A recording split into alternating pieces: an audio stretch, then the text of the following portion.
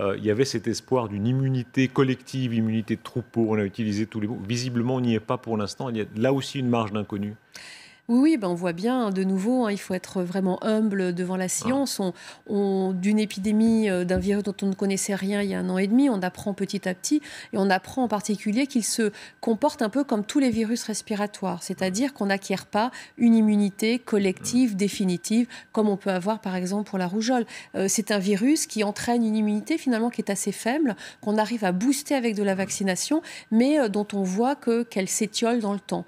D'où l'importance d'avoir une couverture vaccinale, d'éventuellement faire des rappels et puis de parier un peu sur le temps et le renforcement de nos défenses immunitaires avec la vaccination. Et puis petit à petit, de toute façon, l'exposition progressive à ce virus de façon répétée. quels sont les conseils que vous donnez aux gens? On voit à quel point des millions de gens en France, en Europe, dans le monde vont se trouver à nouveau devant ces choix sur le choix, y compris de la marque du vaccin. On entend dire que croiser les vaccins, c'est la notion un peu de cocktail, hein, avoir eu AstraZeneca, puis Pfizer, puis ensuite encore un autre vaccin, ça aide au fonctionnement vaccinal. Est-ce que c'est vrai? Oui, c'est vrai. Je pense que une chose qui est extrêmement importante, c'est de garder espoir. Hein. On se rend compte en novembre 2021 qu'on n'est pas du tout dans la situation où on était en avril-mai 2020.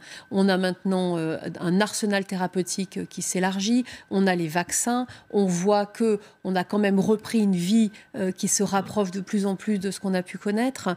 On voit aussi, je trouve que ces 18 mois ont mis en exergue l'importance de la solidarité entre générations, de la solidarité géographique entre pays. Et voilà, il faut vraiment tirer les leçons de ce que l'on a vécu et ne pas perdre espoir.